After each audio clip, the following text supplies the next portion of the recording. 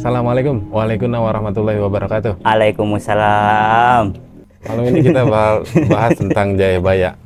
Berbicara tentang Jayabaya, pasti kebanyakan orang selalu ngebahas tentang ramalan Jayabaya, jangka Jayabaya. Tuh. Yang sampai sekarang itu umurnya itu udah hampir 1000 tahun. Nama besar Jayabaya tetap ada sampai sekarang. Bahkan ayam uruk pun kurang Lewat. populer.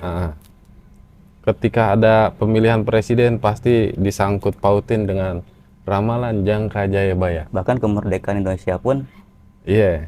disangkut pautkan dengan Soekarno waktu Jayabaya. perjuangan pasti ngebawa-bawa jangka Jayabaya.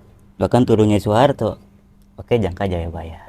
Dan video kita yang kemarin tentang Diponegoro itu juga Jayabaya. menyesuaikan dengan ramalan Jayabaya. Betul. Kehebatan Jayabaya itu bukan cuma di situ doang. Bukan. Nah, ketika zaman Jayabaya itu pemerintahan Jayabaya di Kediri lah itu terkenal. Maju pesat.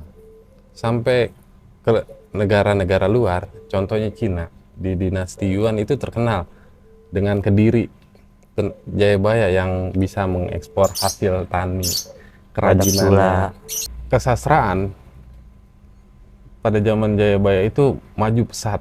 Bahkan wayang Purwa pun dari zaman Jayabaya dilestariin. Perang Bratayuda, ya kan. Bahkan gamelan alas Purwa itu ya dari zaman Jayabaya.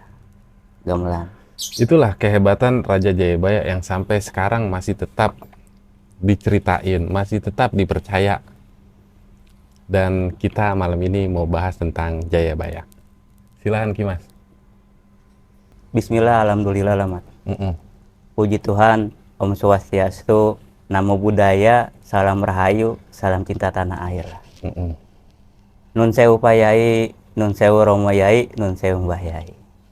Jayabaya, ya kan? Di prasastaan ini prasasti daripada Prabu Airlangga itu ditulis ulang dari lontar ke batu prasasti, kan gitu. Nah prasasti Ripta yang ditulis ulang menjadi prasasti Talan, kan gitu di Blitar sana itu memuat daripada Raja Jayabaya ini adalah keturunan daripada Prabu Airlangga. Karena kenapa? Di sana memakai cap namanya Garuda Muka. Nah Garuda ini kan yang kita tahu kan sebagai lambang daripada negara Indonesia, kan gitu.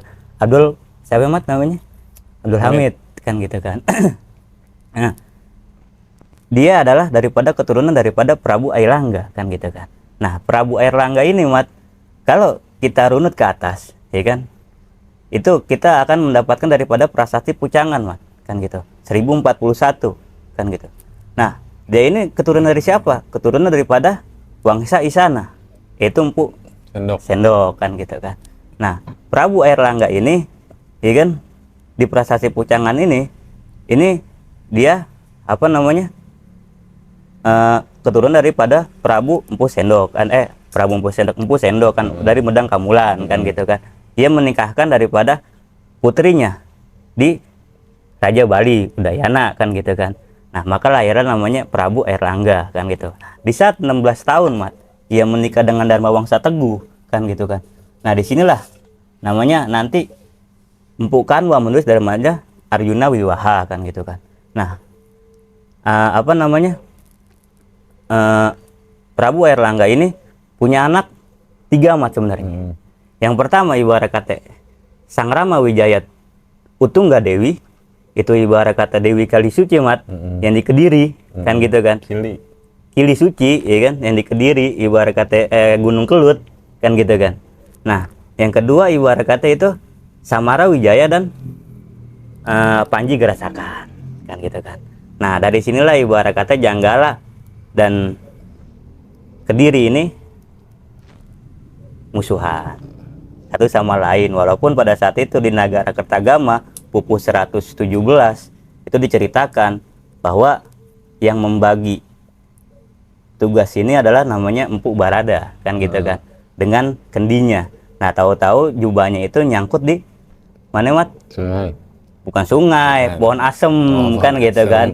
Maka pada saat itu dikutuklah pohon asem menjadi kamal pundak. Maka ditawarkanlah pada saat itu, didermakanlah namanya yang kemarin kita bahas adalah Raja Patni Gayatri, kan gitu kan, di kamal pundak. Nah prasasti apa sih Maksobaya kan gitu kan. Ini mat ini zamannya namanya Kertanegara kan gitu kan. Nah disinilah ibarat kata ditawarkannya lagi dengan adanya namanya apa namanya Janggala dengan Kediri, dengan adanya namanya Wisnuwardana, keturunan daripada nanti ada keturunannya yang pernah kita bicarakan namanya Arya Wiraraja kan gitu kan. Jayabaya kan terkenal sakti, Dit. Sakti. Ya kan? Coba ceritain kesaktian Jayabaya. Iya, dia itu perumpamaan daripada Dewa Wisnu, Mat. Itu loh. Yang ibarat kata dia itu, makanya ibarat kata namanya ada namanya kakawin Wayartayuda kan gitu kan. Bratayuda. Iya, yang ditulis pertama kali oleh Bu Sedah. Bu Sedah, maka dilanjutkan dengan Empu Panuluh kan gitu kan. Nah, ini perwujudan daripada Jayabaya ini perwujudan daripada Dewa Wisnu kan gitu kan. Maka cap daripada kenegaraannya pada saat itulah cap Narasinga. Wisnu berbentuk daripada singa. Kan gitu. Kalau ibarat kata cap daripada kerajaan Prabu Airangga kan Garuda Muka. Ibarat kata Wisnu menaikkan daripada Garuda kan gitu kan. Di situ burung Garuda itu. Dia berbicara tentang kemasyuran Kediri yang sampai negara Cina. Dia bisa mengekspor barang-barang ya. Berupa hasil tani, Hasil dan tani, kerajinan. badak tula, kerajinan. Berarti zaman dulu ketika Kediri itu Udah maju. kita udah mulai hubungan dengan negara-negara asing. Dit. Betul. Kita itu bukan negara yang tertinggal, bukan bangsa yang tertinggal, Bukan. ya kan? Kita udah maju dong. Iya, Candi Borobudur Iya, maksudnya kita nggak bisa dibilang bangsa yang tertinggal. kan nggak ada. Karena kita udah bisa ya jualan. Bahkan dalam kronik Cina, Mat, yang ditulis oleh Chow Kufei, itu negara Jawa itu kedua terbesar pada saat itu. Yang pertama adalah Arab, yang kedua adalah Jawa, yang ketiga adalah Suwarna Bumi atau Sriwijaya. Sriwijaya. Tuh.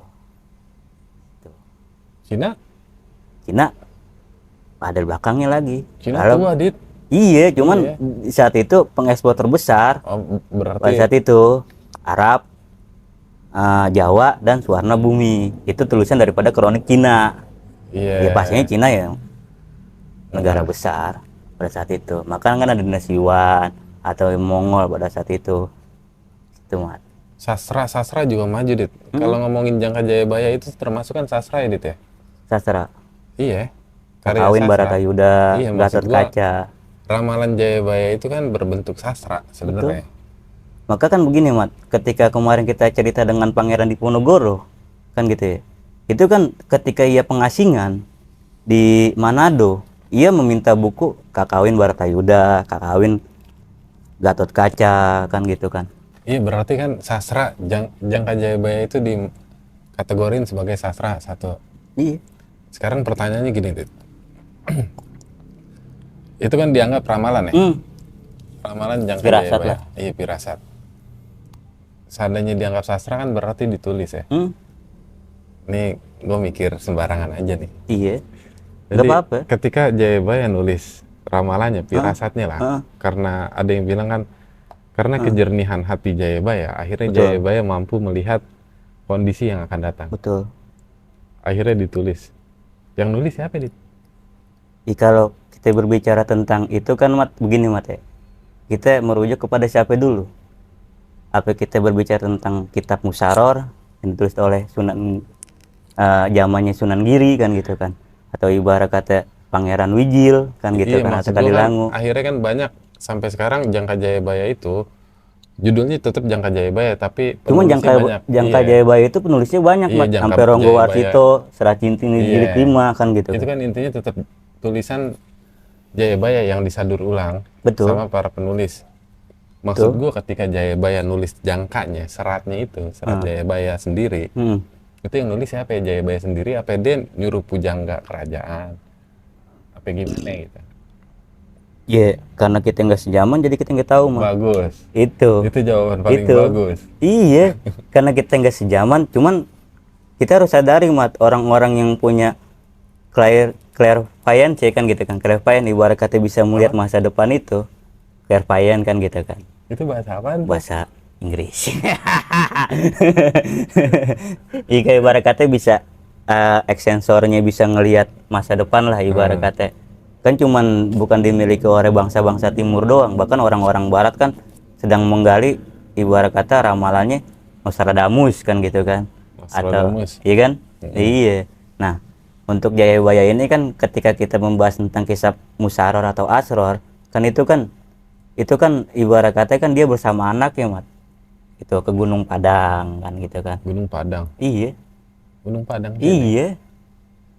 Bertemu dengan Aja Subrata. Karena Aja Subrata ini adalah gurunya juga sama ke siapa namanya? Siapa? Maulana Ngali Samsudin atau Sewasil kan gitu Iya, kan. berarti waktu Prabu Jayabaya nulis Jangka Jayabaya Pirasatnya itu ramalan itu, dia ditemenin sama anaknya gitu. Anaknya. Berarti yang nulis Jayabaya gitu. Mungkin. Gitu. Iya, karena kan belum ada yang aslinya, Mat, kan gitu kan. Hilang. Itu mungkin kan gitu. Hilang. Iya, Yang ada mungkin. sekarang kan Saduran saduran-saduran. semuanya itu. Mungkin seperti itu. Cuman kan di tahun kalau nggak salah 1900-an, Mat. Itu ada namanya Babat Kediri, Mat. Iya. Nah, ini katanya itu Jayabaya ini punya dua pengikut. Namanya Kidaha dan Ki Doko kan gitu, atau Kidaka kan gitu kan. Kidaha ini berubah namanya menjadi Buta Locaya kan gitu kan. Nah, Kidoko ini atau Kidaka berubah jadi Tunggul Awung kan gitu kan. Di situ Mat pengikutnya lah ya. Tunggul Wulung. Tunggul Wulung. Nah, iya, begitu. Nah, itu Mat di situ. Situ. Nah, maka pada saat ada apa yang dimusyawarahkan, ia di wana catur. Wana artinya ibarat kata hutan, catur itu pembicaraan. Nah, di saat itulah tidak ada namanya dia cuman sang raja Prabu Jayabaya ini dengan ratunya dan anak-anaknya itu makan cuman sari-sari kunyit, Mat, atau sari-sari kunir dan temulawak. Nah, Kidoko sama Kidaha ini atau yang tadi Tunggul Ulung sama si Buta Locaya ini makan cuman bubur ayam, bubur bayam itu, Mat. Maka ada namanya di desa Mamenang itu ada nasi kunir dan silawak. Itu di situ. Ada cerita Jayabaya itu berguru sama Syekh Wasil yang lo bilang Betul. tadi. Samsudin Wasil. Syekh Samsudin Al-Wasil atau Syekh Maulana Ngali Samsudin. Ada yang bilang gitu juga. Ada yang bilang akhirnya Maulana Tibris. Ada. Ada juga. Katanya. Itu gimana, Dit? Iya, benar. Jayabaya berguru tetap pada agamanya apa pindah? Pertanyaan gitu. Nah, ini yang jadi masih jadi polemik, Mat, sampai sekarang. Apakah dia itu beragama Islam karena memeluk namanya Maulana Ngali Samsudin gurunya kan gitu kan, atau ibarat kata Syekh Wasil, ataukah dia masih tetap dengan ajarannya dengan Apa? Buddha. Siwa Buddha kan gitu, penyembah daripada Dewa Wisnu, pemuji Dewa Wisnu. Itu situ memang masih polemik memang. Gimana caranya Jayabaya bisa ngeramalin, Dit? Sebab Jayabaya ngeramal itu yang paling penting sebenarnya. Ya, karena kan di serat di kitab Musaror itu kan dijelasin kan dia diajarkan oleh Syekh Wasil. Dari mulai jadi zaman itu dibagi menjadi 700 kan gitu. 700 dikali 3 kan gitu kan. Terus ditambah berapa lagi kan gitu. Nah, sekarang kita ini zaman kali suara katanya kan begitu di situ, Mas. Maka tadi ibarat kata dari kemerdekaan kita, bahkan turunnya Soekarno aja ditandai dengan komet atau meteor, Mat. Bintang berekor jatuh 2 kan gitu, 1966-an lah. Itu kan terjadinya namanya bintang jatuh. Maka nggak lama itu kan pada demo tuh di situ tuh. Nah, maka 1970 itu Soekarno turun. Nah, 1971 diadakan namanya pemilu pertama. Itu. Terus cerita Jayabaya, akhirnya kan Jayabaya punya 2 penasihat, Dit. Sampai akhirnya waktu itu kan ditinggalin sama 2 penasihatnya itu karena Jayabaya itu lebih ngikutin Sehasil ada cerita begitu. Ada cerita begitu. Bener ya? Itu.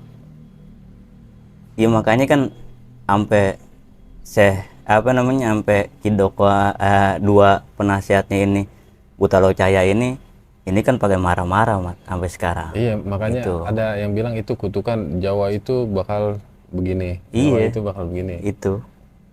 Itu beda antara ramalan sama kutukan itu beda apa ya? Sama? Iya, sama-sama keluar dari mulut sih Mas sebenarnya. Oh iya.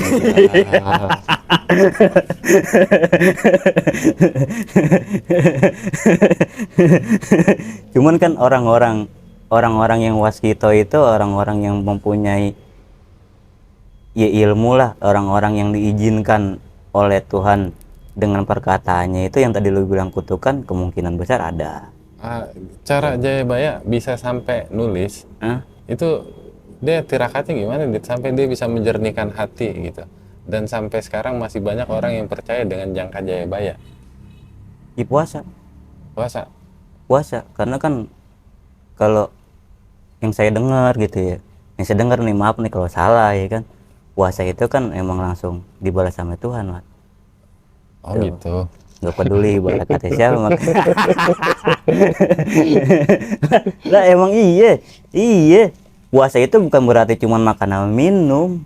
Iya. Iya kan gitu, karena kan yang kemarin kita bilang ya kan, apabila kita bisa menyatukan energi kita sama frekuensi yang ada di alam sekitar, mungkin kita bisa seperti mereka. Mungkin cuman kan harus ada faktor daripada X kan gitu. Berarti Jayabaya emang sakti. Semua raja sakti. Cuman yang harus diketahui, semua raja kita itu nggak pernah menyekutukan Tuhan Mat. Itu semua mengabdi kepada Sang Yang Tunggal atau Sang Brahma pada saat itu. Cuman namanya aja yang beda. Itu di situ. Nggak ada namanya. Ibarat kata dia pemuji Wisnu. Karena kan ibarat kata siapa namanya Prabu Airlangga pada saat itu kan kalah nih Mat. Pas lagi mau nikah, sama Raja Worowari, iya kan, serang, makanya dia pindah ke Watan, kan gitu, atau Watan Mas, kan gitu kan. Nah, situ mah rencana Surijaya diserang sama raja dari India, kan gitu kan.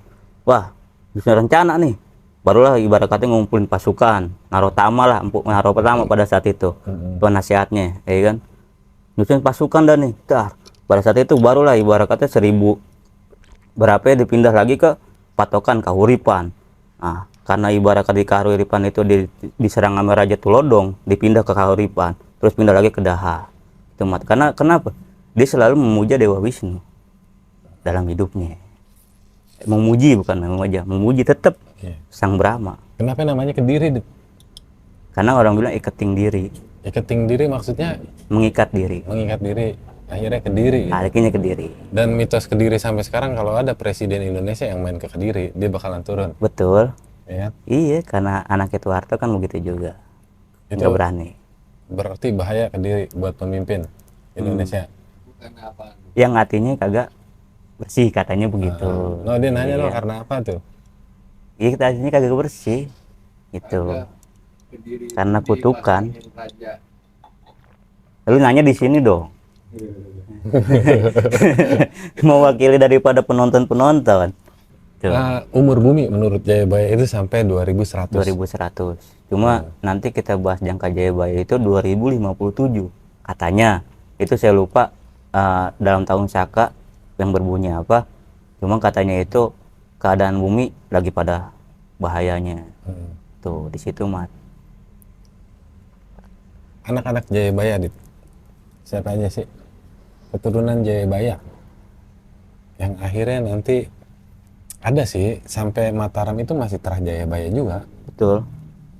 Cuman kan begini Mat, dia punya 3 orang putri dan 1 orang putra kan gitu kan. Kayak ibarat kata Pramesti salah satunya kan gitu kan. Pramesti ini Mat dan adik-adiknya ini.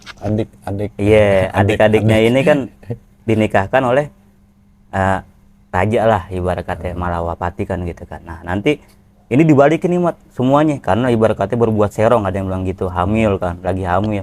Nah bersedih nih ceritanya, bersedih ya kan. Raja Jayabaya ini bersedih sampai 9 bulan itu nih anak kagak keluar nih ya kan, kok nggak bisa keluar ya kan, sampai akhirnya dia mendengar apa namanya sasmita, ibarat kata lah, mendengar dari sasmita dia, dan kamu harus ngelupa sukma kan gitu kan, katanya begitu mat, moksa lah ibarat kata kan begitu kan, maka dia moksa mat. Dah. Maka anak itu lahir, namanya disebut nama siapa mat? Angling Dharma. Gitu kan, di situ katanya Raja Malawapati kan gitu kan. Itu. Terus apa lagi, Dit? Yang menarik dari Jayabaya, Dit, selain ramalan atau jangka Jayabaya? Itu sih dia ibarat kata keseniannya ya wayang purwa itu, Iya. melestarikan dan gamelannya itu. Peninggalan yang tetap ada sampai sekarang, misalkan kebudayaannya lah, yang berupa kesenian, Dia sastra, apa aja. kayak kekawin Bataroida ya kan, Terus Gatot Kaca kan gitu. itu dari Jayabaya. Jayabaya. Wayang Prasasti Purwo. prasasti wayang purwo. Tuh. Ya entah kenapa Jayabaya ini selalu diidentikan dengan citra pemimpin bangsa. Kenapa Tuh. raja-raja yang lain kalah sama Jayabaya, Dit? Hayam Wuruk itu terkenal. Ya, kita Hayam pernah Wuruk itu membicarakan membawa Majapahit menjadi kerajaan besar. kemasannya. Iya. Tuh. Cuman kalau kita bahas Jayabaya, Hayam Wuruk tetap kalah masyhur dibanding Betul. Jayabaya. Betul. Kenapa bisa begitu, Dit? Ya karena itu, karena ya semua itu, ya bagaimana sih mat, orang Jawa itu masih memegang jangkanya, Berarti masih kalau memegang sampai omongannya. sekarang dibilang Jayabaya itu masih ada, gimana? Setuju gak? Bisa jadi, Hah? bisa jadi, Ya masih ada, iya bisa jadi. karena orang masih banyak yang Iya. percaya jangka Jayabaya. Bahkan kan Ronggo Warsito pun mengulasnya kan gitu kan, itu zaman-zamannya kayak zaman Kalatido, zaman ya kan Subaga kan gitu kan, Terakhir, Dit, Subaga. Jayabaya wafat apa moksa apa gimana? Iya, ini kan teori moksa mat, pindah tempat. Enggak, di cerita-cerita maksud gua, Moksa. di akhir hayat itu Jayabaya wafat apa moksa? Moksa. Moksa. Moksa. Makanya kan ada di Mamenang. Silang. Silang. Pindah tempat lah. Hilang. Iya, zaman kelagangan dia lah. Ibarat kata kan kalau Buddha itu kan Indo Buddha itu kan yang paling tinggi adalah moksa, Mat. Makanya di negara Kertagama itu kan Empu Barada itu udah terlepas daripada tantra dan yoga, karena ibarat kata tantra dan yoga itu kan masih tingkatan. Kita pernah bahas di sesi di Jenar ibarat kata Resi Purnakiawan kan gitu kan. Jadi tantra yoga ini kan masih di tingkatannya, Mat. Ada lagi namanya Sanyasin, ada lagi namanya Taiga kan gitu kan. Gitu. Jadi Cuman lu percaya nggak mat moksa? enggak, maksud gua moksa itu apa sih gitu. Iya, Kalau lu percaya nggak dibilang moksa? banyak tokoh-tokoh hebat kita yang di akhir hayatnya itu dibilang moksa, kayak Prabu Siliwangi itu moksa, Gajah Prabu Mada itu Siliwangi, moksa, Brawijaya, Brawijaya V moksa. moksa, Iya. Siti Jenar, Moksa itu apaan sih? Gitu. itu moksa. Iya, gue juga tahu itu moksa. Ya, maksud gue moksa itu kayak gimana? Pindah tempat. Iya, moksa itu dia mati. Iya, mati atau hilang aja atau gimana gitu. Ada sebagian yang mati dulu, ada yang langsung hilang. Hilang aja. Tapi dia mati dengan kemauan sendiri, keren ya? Enggak, maksud gua moksa itu dia hilang aja, sampai mati.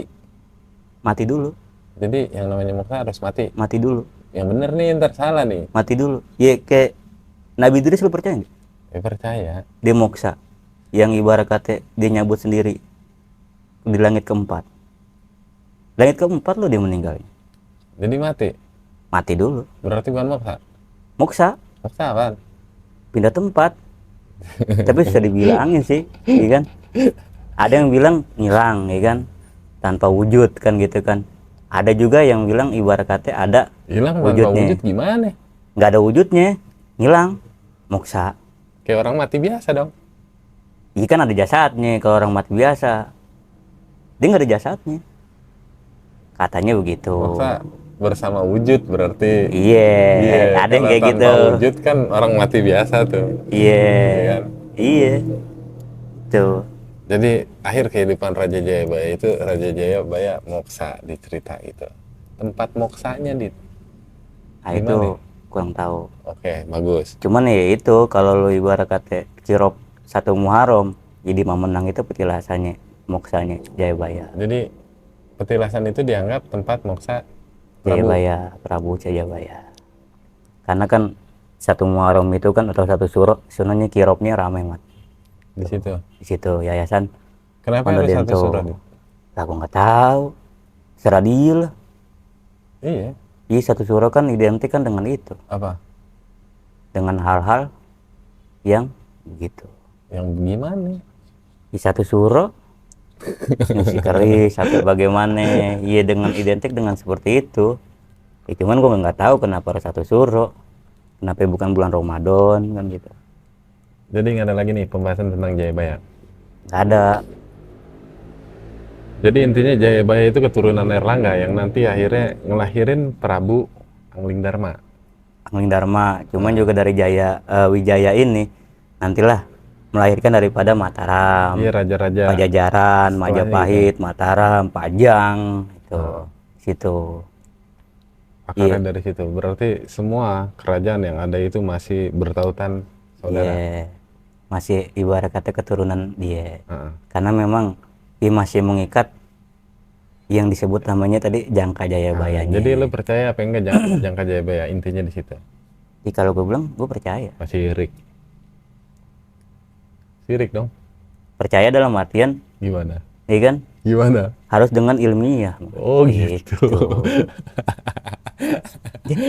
Kan belum ada koma tadi. Jadi Iya kawan-kawan, cerita tentang Jayabaya Iya. walaupun ya begini, iya, ya begini. iya. Yang terpenting kan kita jangan ninggalin seluruh bangsa. Karena Jayabaya sendiri pun dia ziarah juga, karena kenapa yang tadi kita bilang prasasti Talan Mat, itu kan disaduran daripada prasasti yang dibuat pada Bu Airlangga. Pokoknya leluhur kita itu tetap menghormati leluhurnya gitu. Itu. Kalau zaman sekarang kita nggak mau menghormati leluhur ya kasihan kitanya. Iya Bener lah. kan? Iya benar. Bukan orang-orang yang terdahulu yang kasihan. Betul. Kita yang kasihan. Karena kita nggak bisa. Karena kita sok tahu. Makanya leluhur sering dilupain. Betul. Sok pintar. Gue rasa cukup sekian Oke. cerita kita tentang Prabu Jayabaya. Oke. Bobrok terus, damai selalu. Assalamualaikum.